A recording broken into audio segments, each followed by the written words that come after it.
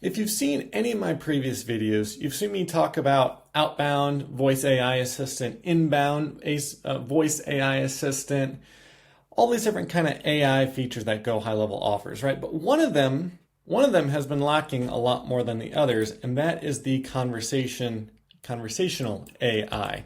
So that is why this tool right here, CloseBot, a lot of people have been using it. And I've seen so many different YouTube videos out there of people, just singing its praises as to how great it is. And it is. I have no doubts that it is, but it's not something I've dove into just yet.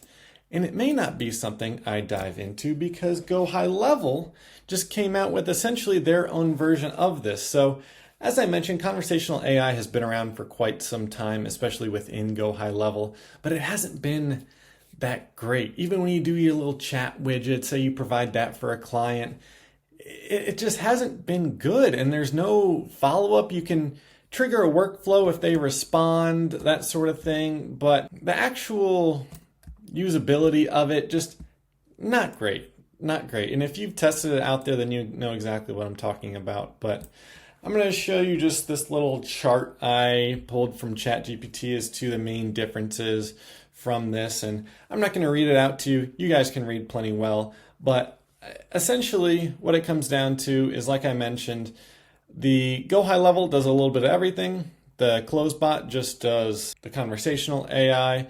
And so this is just really the technical side of things. But again, enough of that. Which one should you use? So for me, as I already mentioned, I am using Go High Level. I'm already in it. I'm right now on the $97 a month subscription. I don't know how much CloseBot is. I believe it's around $67 a month. And I know that just went up as their CloseBot V2 version just came out. But I have no doubt still that it is probably better than what Go High Level is. But if you don't want to go through the learning curve of exactly how to work it and integrate it using an API, all that sort of thing, then Go High Level is probably your best bet. Again, maybe not the best option, maybe not, but it's definitely getting better fast. And Go High Level has already blown me away with what I've seen in the examples. So now I want to get into exactly what I have cooking for you guys. But before I do, I want to give a shout out to Justin Melendez here. I joined his school community recently, the premium school community, and he's helped me out a lot with getting everything set up and just going over the pros and cons of CloseBot versus Go High Level. And community is super great. I'll leave a link down below if you want to join it, but shameless plug there. So anywho, let's show you where to go. So you're going to go here in your Go High Level to this AI agents section. As you can see, we have the voice AI, conversational AI, content AI, knowledge base, but we are going to want to go to conversational AI. Now mine right here is called Samantha. Why? I have no idea. I think it may have been one of the voice AI names and I just kind of rolled with it, but we're going to dive into Samantha here. So nothing really has changed from this first page here, the bot settings. Again, the name, the different communication channels I want to use. I do live chat and SMS. If you have WhatsApp, Facebook, Instagram, sure, feel free to go through any of those. That's not really important in today's video. Advanced settings, again, this is the same. Wait before responding at least a few seconds. Obviously, you don't want this to be too long. It says here the bot will wait this amount before it replies to the contact.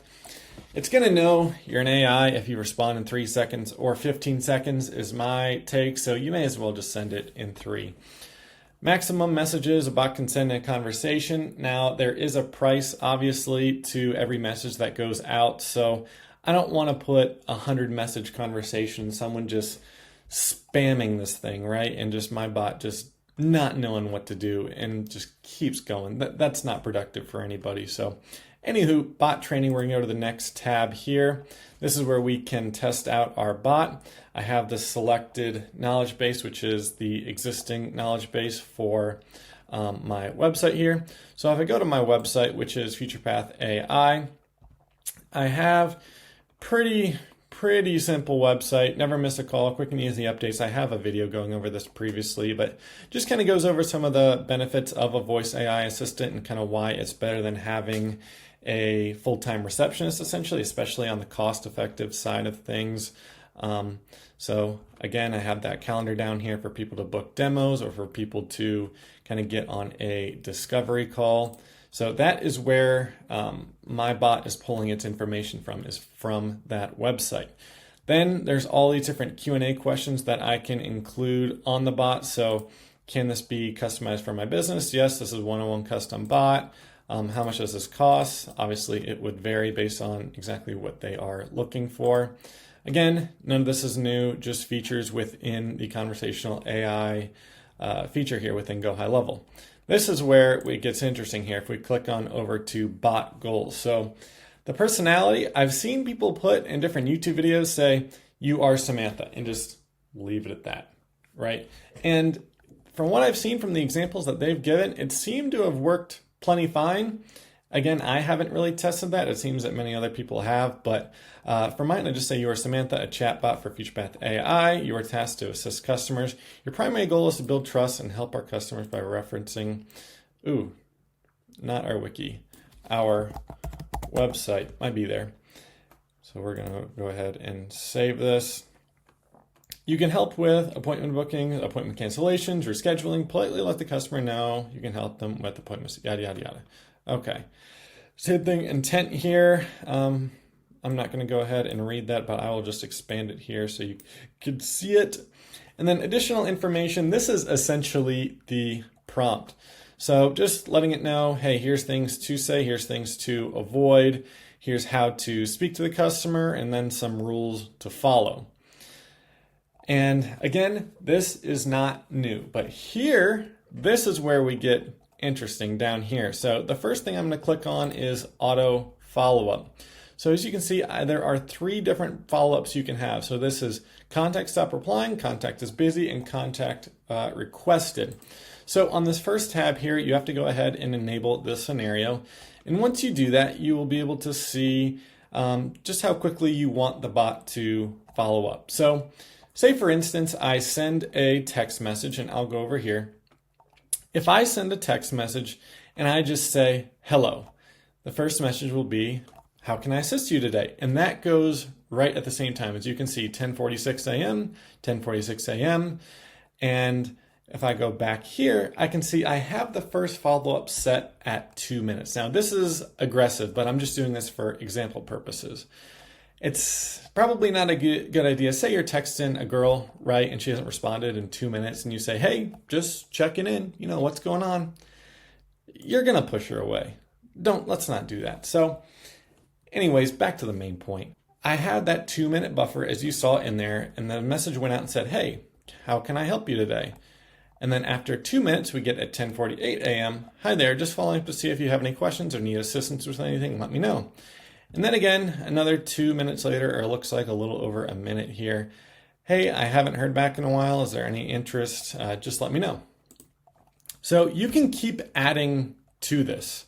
You can add another follow-up. You can add it, and let's just say a day. That will be your third follow-up. And then you can go to let's see, another 2 hours after that, whatever it may be. You can go up to 5.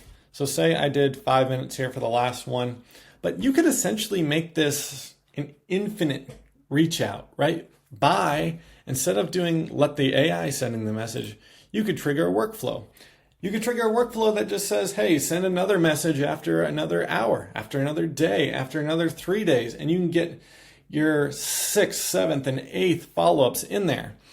That is again not new to this. You've been able to do this, but now it's just kind of native within the conversational AI setup here, and just makes it a little bit easier. So we're going to go ahead and just for example purposes take these out.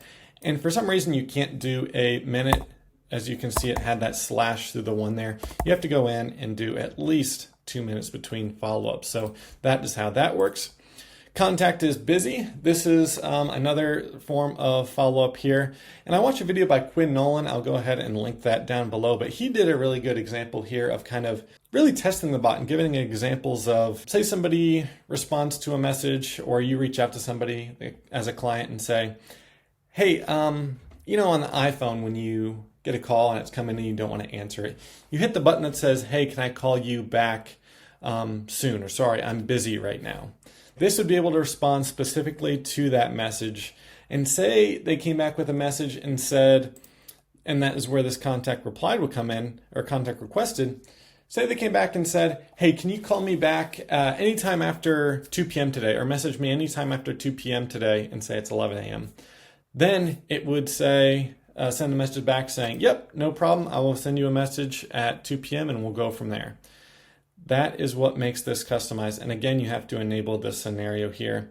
This one is just for if they stop replying. This one's for if they come back to you and say, busy, can't talk right now. And this one is if they give you a specific time when to reach out once again. So that is a super simple way to describe exactly this new feature here, this auto follow-up. Then appointment booking.